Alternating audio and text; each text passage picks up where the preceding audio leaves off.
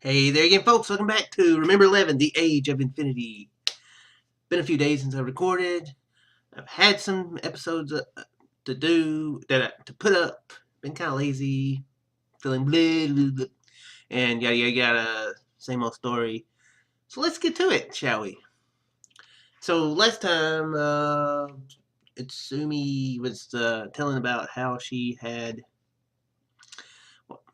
her story, the story of Junichi, and about how it's a pretty touching story. But yeah, that was that. Definitely made her more of a compassionate character. Not compassionate character, a more what's the word?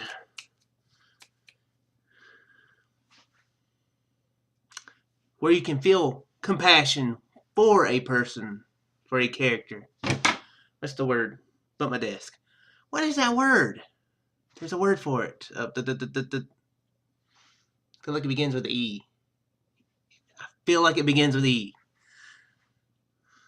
It's not ethical. I don't know. It's not egomaniacal. That's not even a real word.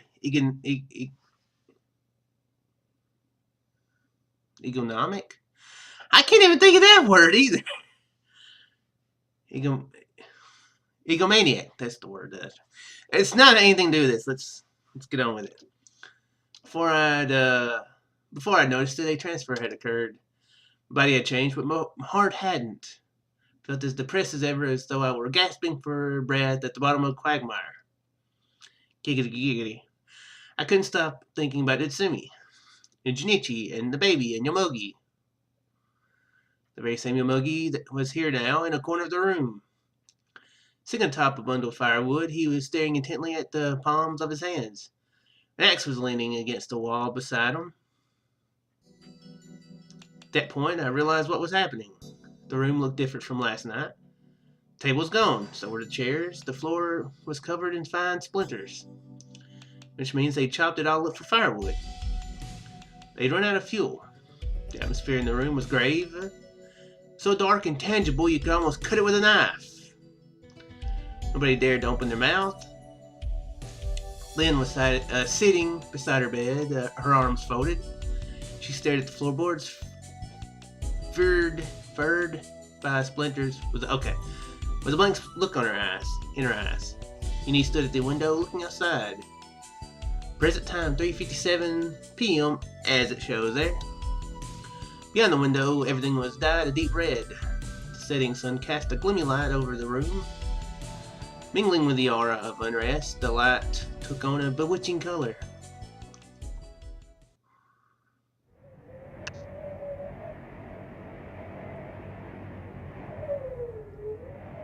Sounds pretty breezy outside. As time passed, the shadows deepened. The night gradually crept upon us. I could almost hear its footsteps. The beating of my own heart was disturbingly loud. No time. I have no time. I can only be at the shelter cabin for 33 minutes. I took a look at Kokoro's wristwatch and saw the moment. That moment was drawing nearer by the second. Spurred on by that feeling of urgency, my mind finally cleared.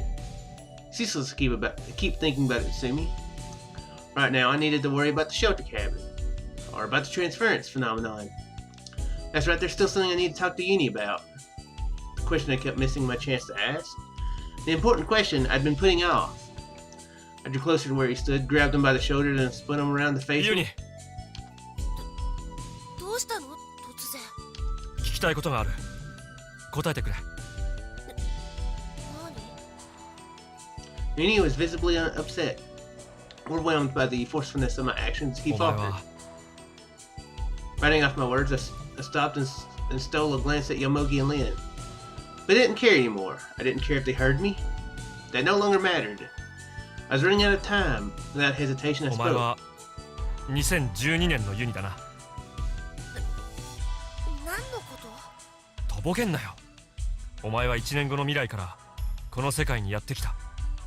逆にこの世界にいるはずだったユニの方は1年後のスフィアに飛ばされて、そうなんだろ？お前は何もかも知ってるはずだ。知らないよそんなこと。嘘つくなよ。教えてくれ。一体何があったって言うんだ。どうしてお前は1年前の赤倉岳に戻ってきたりしたんだ。何のために、何を企んでるんだお前は。 I frantically shook him, pressing him for a reply. When all of a sudden,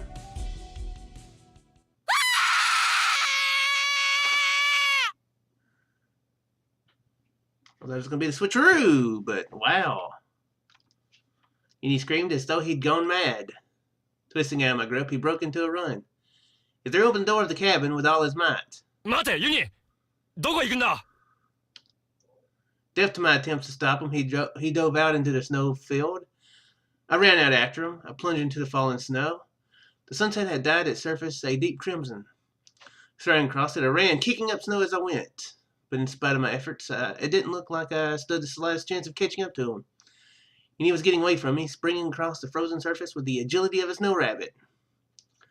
Meanwhile, I could only trudge awkwardly through it, of course. This is another person's body, a woman's body. ユニ I shouted towards his back, which grew ever smaller in distance. Not turning around, he barreled up the gentle slope of the hill. And then the zip-zap happens.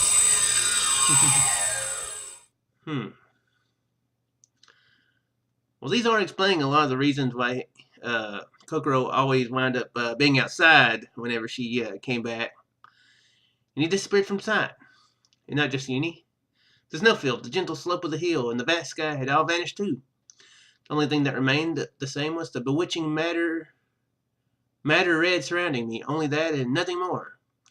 Present time 4:30 p.m. Once again, I'd failed to get the truth out of Uni. Refusing to dwell on it, I quickly left the room. When in SPHIA, I had no choice but to focus on matters in SPHIA. Okay. Gonna make a reference. Wasn't gonna be any good. Hattori's room. When I opened the door, I found her and Uni lying down on the どう bed. したの？ Felt slightly relieved at the sight of her safe. Uni was keeping his promise to keep an eye on her. 何でもないんだ。 Without saying another word, I left the room. Next to Tsumi's. The door was unlocked, but I couldn't see her anywhere inside the room. Heard sounds coming from the bathroom indicating she was taking a shower, though. Closed the door, trying not to make a sound, and returned to the living area. Let my body sink into the sofa. Clasping both hands behind my head, I heaved a sigh. All my nerves were on the edge, and I couldn't calm down. Couldn't possibly calm down. Atsumi's out to kill Hattori, someone's out to kill me. Shelter cabins run out of fuel. Muni's behavior there is baffling as it gets. どうしてこんなことになっちまったんだな。 No clue. Many times have I recited those very same words by now. Thinking back, it was on January 11th. It all began after I went up the clock tower. Why I did that, I still don't know. Perhaps he's trying to get a DeLorean back in time. Or back to the future.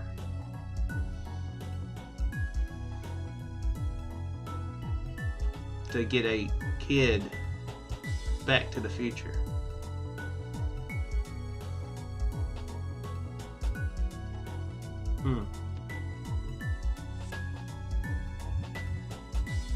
There are some similarities between him and Doc Brown. They're both rather eccentric with the way they think. Is this a really random story? Really random retelling of Back to the Future? Not random, but... So who's Bilf? Is it, who would be Bilf? Tori, I guess, maybe? I don't know. Okay, that's not important. I'm not even sure how I got up there in the first place. The entrance leading to the roof of the clock tower. I didn't know where it was. All of a sudden, I remembered something. Back on January 11th, when I asked Tatsumi why I went up the clock tower. あなたを最後に見かけたのは確か3時半を回った頃だったかしら。階段を降りていく後ろ姿がリビングの方から。 She said something like that. Going down the stairs. Why would I need to go down the stairs to go up to the clock tower? I was just thinking. When it comes to stairs, I can only think of one possibility here. Stairs leading down to the storeroom. Sprang up from the sofa and decided to head there. I went down the stairs and reached the storeroom. Found some crates piled up unnaturally in the corner. I moved them out of the way. A door came into view. Yeah. Found it so quickly it was almost a little anticlimactic. That's exactly what I was thinking, just like when I opened the front gate. Had I, by any chance, known about this door from the start? I had that feeling. There was a card reader terminal on the wall beside the door. The SPHIA front gate opened with the ID card, so maybe this door too. Pulled the card out of my pocket and inserted it into the reader. Sounds like it did. The door opened. Ooh, a crate and a chair. And a phone, maybe. Pushed it open and stepped into the darkness as if drawn in. No, that's not a phone. There's a computer there. A computer! Computers have data and information. Maybe we'll get some finally. On the other side of the door, an empty room spread out in the dim light. Where am I? Squinting, I took a look around. It's a small room. I walked around, ascertaining its layout. There was an iron door on the left-hand side of the room, another room deeper underground. I said to leave that door for later and continue with my examination. Next to the door was an enormous machine resembling a supercomputer. Not just one of them regular computers, one of them super-duper computers. It was currently operational. I could hear the dull sound of the fan echoing throughout the... Have I had the mouse there the whole time, or did I just move it there? I think I just moved it there. Hopefully I did. Come on now. Oh, maybe down is how down is how I do it. Is there? No, okay.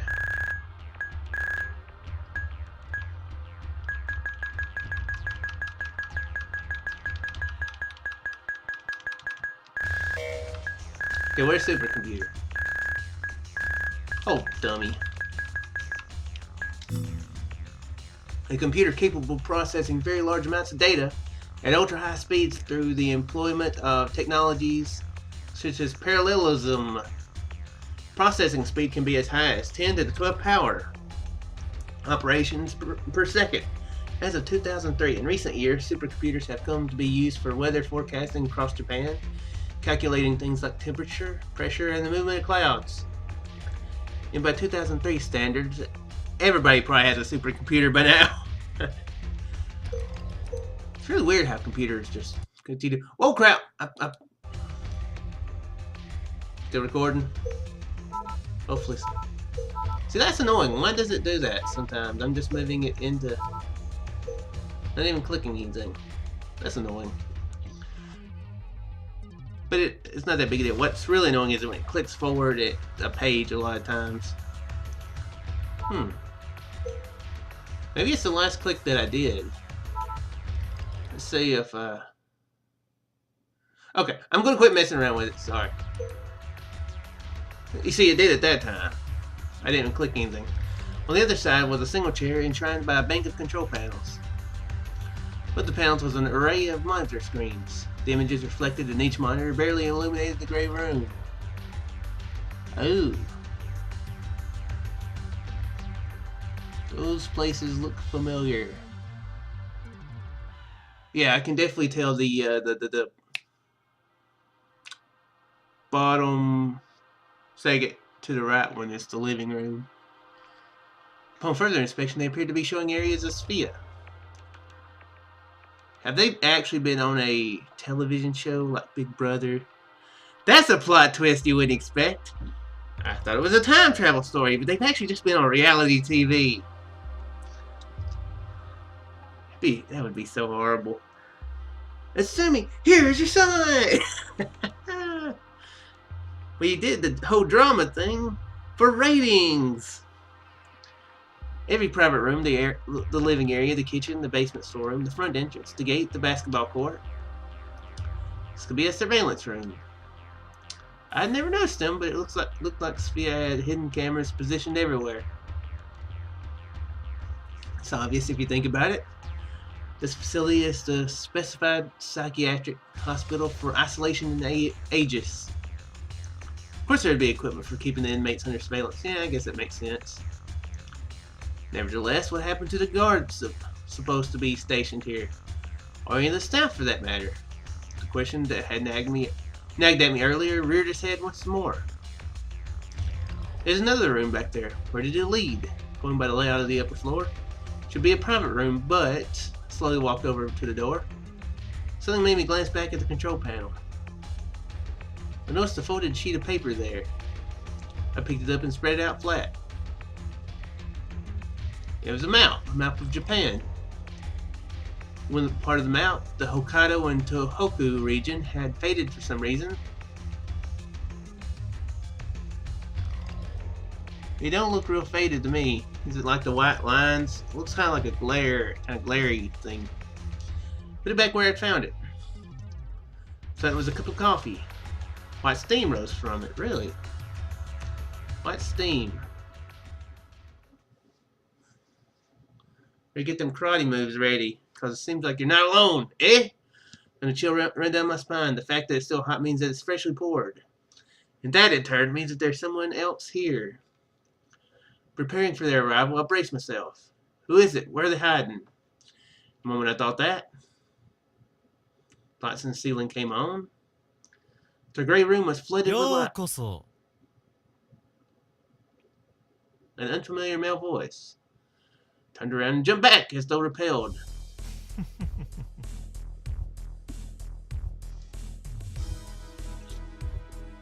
A new character appears.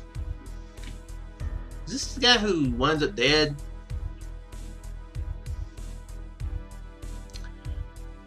Kinda. I think it is. Yeah, it seems like it is. Though my memory's not great. Why is he just laughing, though? There's the man. Okay. Waiting for me? Who the hell is this guy? Didn't recognize him at all? No. It's strange. Something isn't right. What is it, this feeling? I don't know this man. I've never met him. I know what's going on. This is a branch-off story to Men in Black. You see, what happened was Satoru was helping some sort of alien thingamabob, some sort of crazy alien conspiracy, and he saw more and it just disturbed him, so they wiped his memory and put him in this mental place for recovery, and they've been watching him very closely until he gets to where they think that he's ready to be brought back into the Men in Black. It's pretty interesting. This came in at what, 2003, 2005? Wasn't that when the second movie came out? See, it all matches up. I'm smart. And yet within the memory store of my hippocampus, fragments of something almost forgotten resurfaced and submerged again and again. Almost felt as though I'd known him for years. See, he's probably Agent T or something, and Satoru is Agent S. It was the same feeling I had when I met Yomogi and Nini. Is this connected to my lost or maybe transplanted memories too? Oh yeah, we had a tilt, didn't we? Hippocampus, right? Yeah.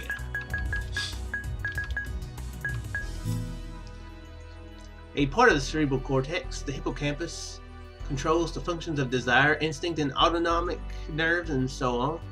Due to its responsibility for deciding the level of urgency of received information and storing memory in other parts of the brain, it is referred to as the memory factory.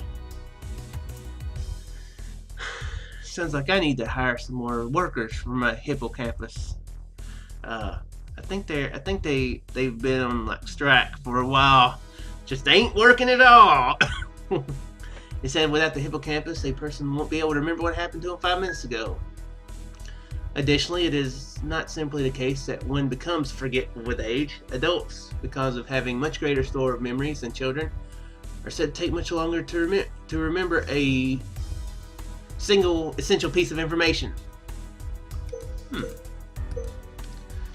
Managed to wring a few words from my dry お前 throat. は誰だ Hearing those words, the man shrugged his shoulders in disappointment. まったく困ったことだ。本当に何もかも忘れてしまったようだね。 Why are you wearing sunglasses inside? Don't seem that bright. So I guess, you know, being in the South, snow is not something you see very often, but I've always heard that that snow is actually a good reason to wear sunglasses because it's so bright. 私は榎本直也。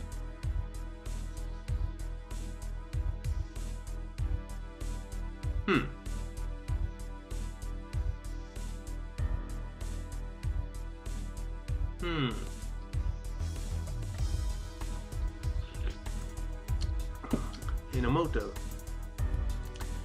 That's the name that we saw in that bad ending, isn't it? どうだい？これでもまだ思い出せないかい？ As I thought I know this man.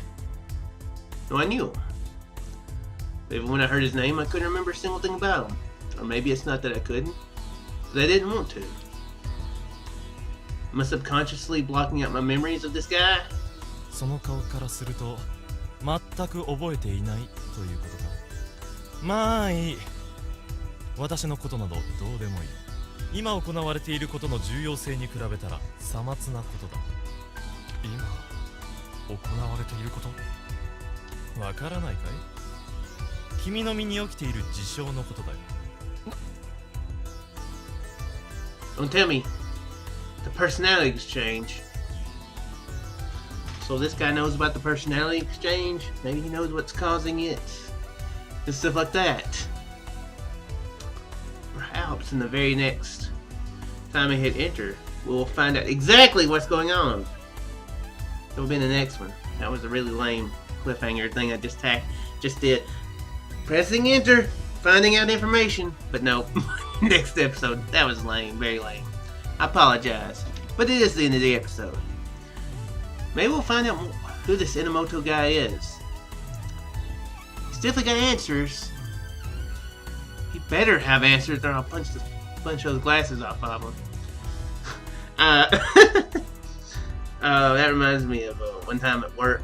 This one guy said, you better be glad you have glasses on. And I said, I could take my glasses off.